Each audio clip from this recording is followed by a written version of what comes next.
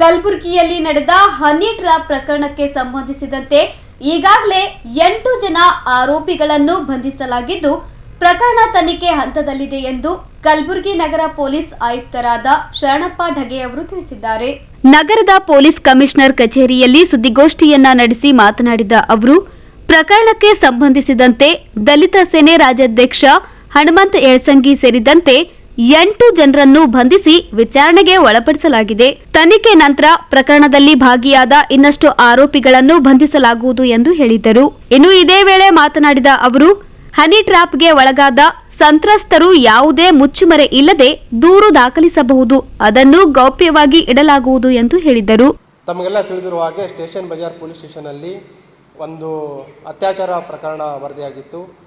ಆ ಒಂದು ಹಿನ್ನೆಲೆಯಲ್ಲಿ ಸ್ಥಳೀಯ ಪೊಲೀಸರು ಈಗಾಗಲೇ 2 ಜನ ಆರೋಪಿಗಳನ್ನು ಬಂಧಿಸಲಾಗಿತ್ತು. ಅದರಲ್ಲಿ ಪ್ರಭುಲಿಂಗ್ ಹಿರೇಮಠ್ ಮತ್ತು ರಾಜು ಲೆಂಗ್ಟಿ ಅಂತ.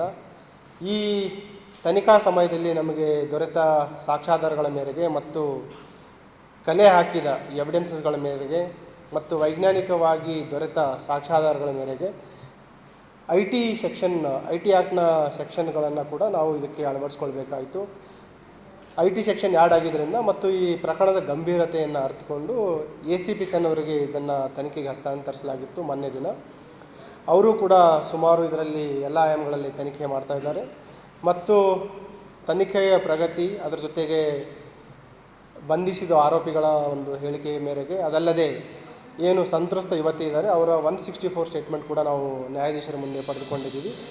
ಇವೆಲ್ಲ ಆಧಾರದ ಮೇರೆಗೆ ನಿನ್ನೆ ಉಳಿದ ಏನು 6 ಜನ ಆರೋಪಿಗಳಿದ್ದರು ಅವರು ಕೂಡ ಬಂಧನಲಾಗಿದೆ.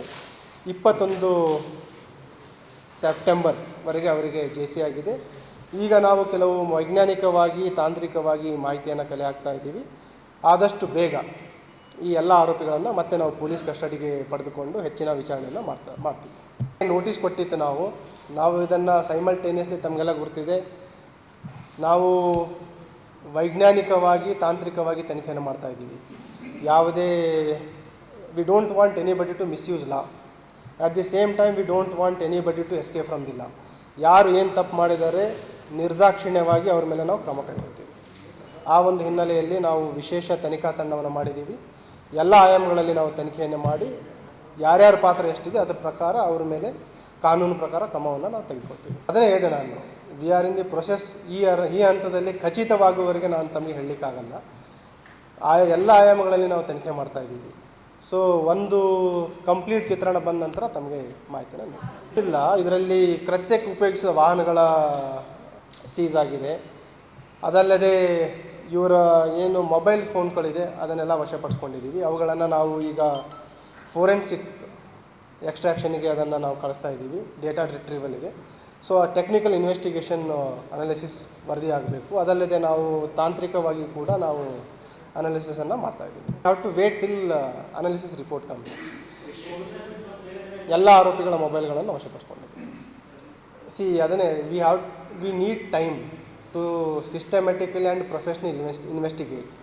So will do that. ಏನಾಗಿದೆ ನಿಮಗೆ ಈಗಲೂ ಹೇಳ್ತಾ ಇದ್ದೀನಿ. ಈಗ ಉದಾಹರಣೆ, ಈಗ ಕೇಸ್ ಇದು ರಿಜಿಸ್ಟರ್ ಆಗಿದ್ದು 16/9. ಇಲ್ಲಿವರೆಗೆ ಯಾರು ಹೆಚ್ಚಿನ ಮಹಿಳೆಯರು ಅಥವಾ ಸಂತ್ರಸ್ತರು ಏನಾದರೂ ಇದ್ದರೆ ಬಂದು ನಮಗೆ ದೂರು ಕೊಡಲಿ, ಅವ್ರ ಗೌಪ್ಯತೆಯನ್ನು ಕಾಪಾಡ್ತೀವಿ, ಅವ್ರಿಗೆ ರಕ್ಷಣೆ ಕೊಡ್ತೀವಿ. ಅದಲ್ಲದೆ ಯಾರಾದರೂ ಉದ್ಯಮಿಗಳು, any persons who have become victim of this racket, they can come and give complaint. We will Azure them strict legal action. ಅಷ್ಟನ್ನು ಹೇಳ್ಬೋದು. ಸೊ ನಾನು ಕಳೆದ 3 ದಿನಗಳಿಂದ ಮನವಿ ಮಾಡ್ತಾ ಇದ್ದೀವಿ, ಯಾರೂ ಬರಲಿಕ್ಕೆ ರೆಡಿ ಇಲ್ಲ. ಯಾರಾದರೂ ಬಂದು ದೂರು ಕೊಟ್ಟರೆ we will take definitely case. ನೈಜತೆ ಏನೇ ಇರುತ್ತೆ ಮಾತಾಡೋದು ಬೇರೆ ಇರುತ್ತೆ. So let us be very frank. If somebody wants justice, let them come to us. We assure them justice. Bureau report in Gulbarga news.